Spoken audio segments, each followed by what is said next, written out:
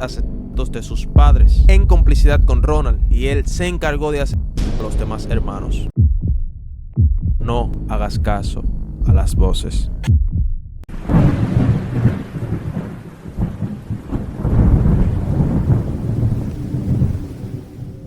Imagina que un día abres los ojos y extrañamente estás de pie, con un rifle en tus manos, sin entender qué sucede, y levantas tu mirada y te das cuenta de que frente a ti está el de tu hermana por un disparo. Tu mente entra en pánico y sin saber qué sucede comienzas a recorrer toda la casa, pero en vez de una respuesta te encuentras con el de 6 personas y todos miembros de tu familia. Este es el relato de la película La Maldición de Amityville. ¿Te gustaría saber qué pasó? Acompáñame, pero sabiendo que no solo hablaremos de una película, sino que es un relato basado en hechos reales, donde el 13 de noviembre de 1974, Ronald DeFeo Jr. mató a 6 miembros de su familia en su propia casa. Si te quedas hasta el final, te mostraré imágenes reales de Ronald y del lugar de los hechos, y de manera prudente los cadáveres de sus familiares. Estamos en Amityville, un estado de New York, específicamente en la casa 108 de Ocean Avenue, 18 de diciembre de 1975, donde 2 personas llamadas George y Carrie Lutz residían con sus 2 hijos, pero su residencia allí solo tuvo una duración de 28 días, porque en su testimonio confesaron que las cosas que pasaban en esta casa no eran de este mundo, que en múltiples ocasiones tuvieron que salir aterrados porque allí existía algo sobrenatural que iba más allá de su entendimiento. Las cosas espirituales de las que hablaban George y Carrie intentaban ser desmentidas bajo acusaciones de fraude, porque aunque no lo creas, este caso sí tiene trasfondo legal, pero los hechos que llevaron a todo esto se remontó en un juego espiritual de 2 hermanos, que es la trama que le da a la película La Maldición de Amityville. Una noche, todo empezó con un juego después de la celebración del cumpleaños de 2 de los hermanos DeFeo. Luego de que la fiesta había terminado, las risas se apagaban y la casa entera estaba envuelta en esa calma que precede a algo que no debería pasar. Ronald y su hermana bajaron al sótano, querían seguir celebrando, pero entre todas las habitaciones eligieron la más extraña. Había una pequeña puerta al final del pasillo, oculta tras un armario. Detrás de ella, una habitación pintada completamente de rojo. No se sabe quién la construyó ni para qué. Algunos dicen que era un cuarto de castigo, otros que era un refugio, pero los DeFeo nunca debieron entrar ahí. Dentro hacía frío, aunque la calefacción seguía encendida. Las paredes parecían respirar, y mientras sus amigos reían, Ronald sintió algo muy extraño. Una presencia. Algo lo observaba desde el rincón más oscuro. Intentaron reírse del miedo, jugar con él, hasta que alguien dijo en voz baja: ¿y si invocamos algo? Entre risas nerviosas y una moneda y un nombre pronunciado sin respeto, y de repente la luz parpadeó y luego se apagó. En la oscuridad todos gritaron, pero Ronald no. Él escuchó algo más, una voz suave, susurrante. Le dijo su nombre, le habló como si lo conociera de toda la vida y le prometió algo bastante extraño. Cuando su padre bajó, la ira llenó la casa. Golpes y gritos fueron la reacción del padre de Ronald. Los amigos fueron expulsados y el sótano quedó vacío otra vez. Pero desde esa noche, Ronald ya no fue el mismo. Las voces regresaban, lo seguían a todas partes. Primero solo en sus sueños, luego cuando estaba despierto. Siempre desde la habitación roja, y cuando intentaba ignorarlas, lo llamaban por su nombre. Hay quienes dicen que fue esquizofrenia, pero los que han entrado en esa habitación juran que todavía pueden escuchar susurros, una voz que repite el mismo nombre una y otra vez.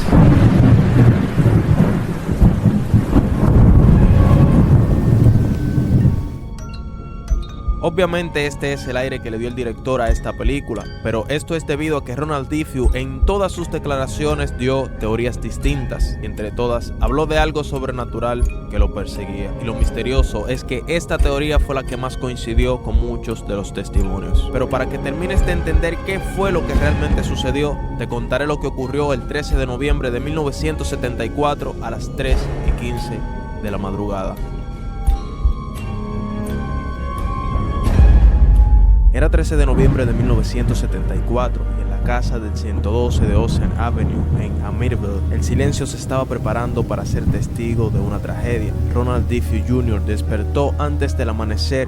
El aire olía distinto, como si algo invisible hubiese estado respirando junto a él toda la noche. Afuera, el mundo seguía siendo normal, los vecinos dormían, el viento movía los árboles y la lluvia amenazaba con caer, pero dentro de esa casa había algo más, algo que no dormía. Desde hacía días, Ronald escuchaba voces que le hablaban desde los rincones, desde el reflejo de los espejos, desde el silencio mismo, voces que no pedían, ordenaban. Esa noche le susurraron 3 palabras: haz lo correcto.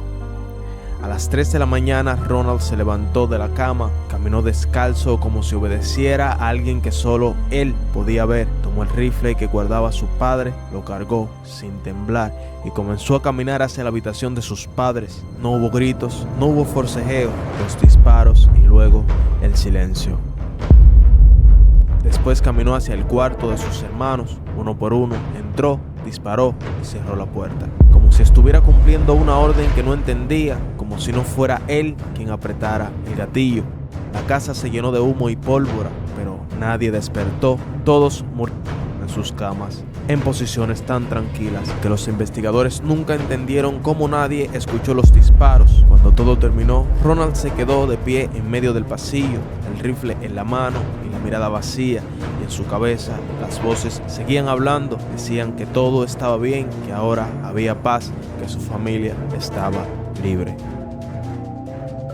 Al amanecer salió de la casa, caminó por el vecindario y entró a un bar cercano y dijo con calma: alguien de mi familia. Nadie entendió, pero cuando la policía llegó encontraron lo que Ronald ya sabía: 6 cuerpos, su madre, su padre, 2 hermanas y sus 2 hermanos, todos muertos. Esa casa, la del 112 de Ocean Avenue, se convirtió desde entonces en un símbolo, no solo por el crimen, sino porque hasta el día de hoy nadie puede explicar qué pasó realmente esa noche, si fue la locura o algo que habitaba ahí desde mucho antes, algo que usó a Ronald como su instrumento y que después se quedó esperando a la siguiente familia. Muchos de la época comentaron que esta idea sobrenatural fue un plan diseñado por el abogado de Ronald para que naciera la conclusión de que Ronald Diffie padecía de esquizofrenia, pero la fuerza que tomó esta teoría misteriosa en diciembre hizo que las personas creyeran un poco más.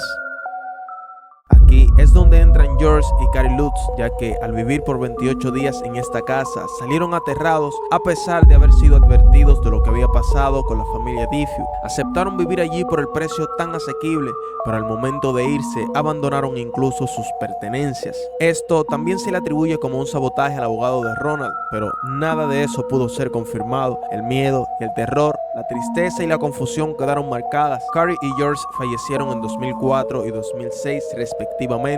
Diffie fue condenado a una pena de 25 años por cada persona asesinada y murió en 2021. Yo, en lo personal, analicé varios factores, y es que, en primer lugar, Ronald utilizaba 3 tipos de drogas. En segundo lugar, dio indicios de que tenía alguna crisis mental, obviamente no tan severa como para evitar ser juzgado. Y tercero, no tenía una buena relación con su padre y con parte de su familia, y esto era debido a que recibía maltrato emocional y físico por parte de él, y esto podría ser un indicio de que lo llevó a cometer este acto. Aparte, hay una teoría que dice que la hermana de Ronald fue quien realizó los de sus padres en complicidad con Ronald, y él se encargó de asesinar a los demás hermanos para evitar tener testigos, y luego, impotente por todo lo que había pasado, también su hermana para echarse toda la culpa. Todas estas teorías quedaron inciertas, aunque algunas personas cercanas confirmaron el uso de drogas por parte de Ronald y sus conflictos en la parte social, pero el caso terminó siendo un total misterio de cuál fue la teoría original, y cada una de esas teorías llevaron a la creación de películas, libros y series, y como estos también son arte,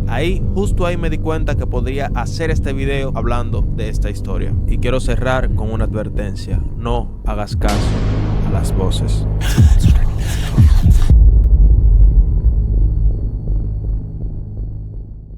¿Me creerías si te dijera que hubo una canción capaz de hacer que miles se quiten la vida? Una melodía tan oscura que incluso su propio autor terminó tiempo después de componerla. Hablamos de Rizzo Ceres, quien compuso un desahogo personal y al mismo tiempo una protesta que terminó convirtiéndose en un fenómeno popular, pero al mismo tiempo terrorífico. Un tema que alcanzó un nivel tan inquietante que al final fue prohibido en radios, teatros y bares. Y esto porque algunos de los que lo escuchaban decidían sacrificar su propia vida. Hoy te invito a descubrir el lado más terrorífico del arte y a conocer los artistas que llevaron su dolor hasta el extremo. Bienvenidos a octubre, el mes del terror.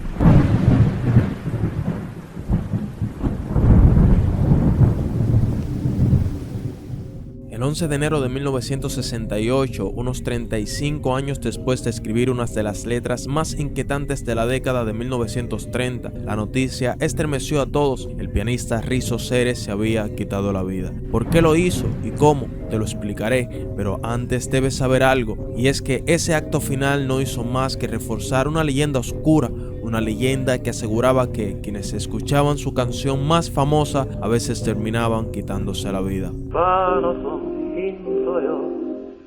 Pero ¿qué era lo que tenía esta melodía para ser llamada la canción del suicidio? ¿Y qué inspiró realmente a Ceres a escribirla? Para entenderlo tenemos que retroceder a su historia y desenterrar la verdad detrás de su terrorífica creación.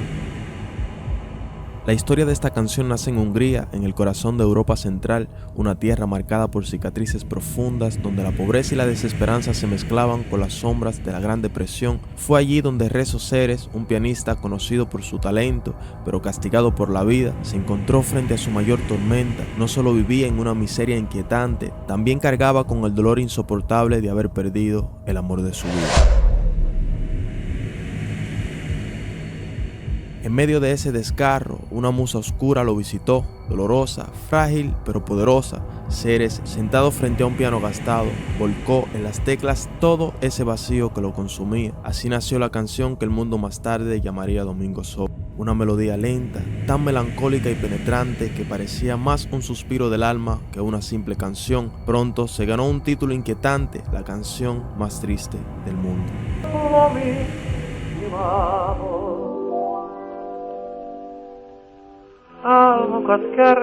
Pero lo que comenzó como un desahogo personal pronto se transformó en un fenómeno. Europa entera, herida por la depresión y el desencanto, la acogió como si en sus notas encontrara un espejo de su dolor. Años después, voces como la de Billie Holiday en 1941 llevarían la pieza más allá de las fronteras, extendiendo su eco al resto del mundo, y con cada interpretación algo más crecía junto a su fama. La sospecha de que este tema no era solo música, sino un presagio, porque cada cierto tiempo aparecían noticias de quienes, después de escucharla, decidían no continuar con su vida. Una canción nacida de la herida más íntima de un hombre que poco a poco se convirtió en la melodía más de toda una generación. Es increíble cómo la música puede tocar los sentimientos, pero aún más increíble es cómo una melodía puede llevar a una persona al grado de autolisis, o sea, lastimar su cuerpo, cortarlo, quemarlo para afrontar su dolor o directamente a quitarse la vida. La canción más triste del mundo, así fue conocida años después, y para que entiendas el nivel al que llegó esta canción, la misma BBC la consideró perjudicial para la moral y encima de eso tomó las siguientes represalias que te contaré. El eco de Domingo Sobrio fue tan profundo que pronto dejó de ser solo una canción. En distintos rincones de Europa comenzaron a aparecer titulares inquietantes, personas que tras escucharla ponían fin a su vida. Los rumores crecían y con ellos la sombra de la melodía maldita. La situación llegó a tal extremo que varios periódicos húngaros comenzaron a relacionar directamente los sucesos con la canción. La melodía de la la llamaban, y aunque algunos dudaban de la conexión, el miedo se expandía como pólvora. Fue entonces cuando las autoridades intervinieron. En Budapest, varias emisoras decidieron silenciarla. No podía sonar en la radio, ni en cafés, ni en lugares públicos. Se convirtió en un tema prohibido, en tabú. El caso no quedó encerrado en Hungría. Países como Inglaterra y hasta la propia BBC llegaron a considerarla peligrosa para la moral pública. La censura cayó sobre ella como un manto oscuro. La canción que había nacido del dolor de un hombre pasó a ser señalada como una amenaza para toda la sociedad.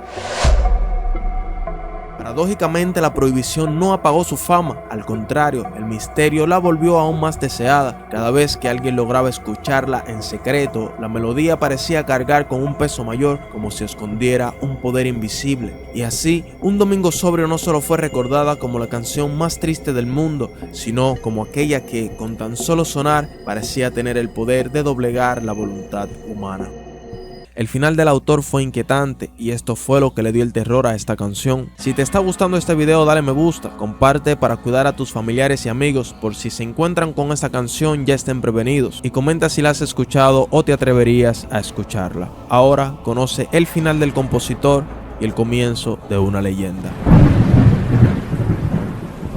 La canción fue tan colosal que en su propia época más de 30 artistas la reinterpretaron y hoy, casi un siglo después, más de 150 voces ya se han sumado a su legado. Pero aunque no lo creas, Domingo Sobrio no fue solo un éxito, fue también una desgracia, una sombra, una maldición. Cuando Rizo Ceres supo que la obra que había creado para exorcizar su dolor estaba llevando a otros a la tumba, la ansiedad lo envolvió como un manto. Aún dolido por la pérdida de su pareja, marcado por la crisis de Hungría y arrastrado por el dolor de haber pasado por la Segunda Guerra Mundial, el genocidio de los judíos en su propio país, Ceres comenzó a hundirse en un abismo silencioso. Se dice que un día encerrado en su habitación se repitió a sí mismo: jamás podré escribir otro éxito como esta canción.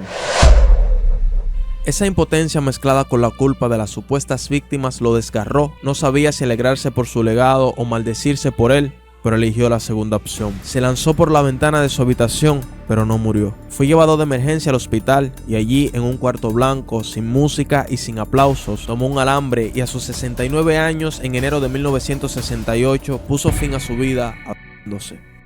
Su obituario en The New York Times mencionaba con una frase fría y directa la notoria reputación de Domingo Sobrio, la canción que nació del desamor y que terminó siendo su epitafio.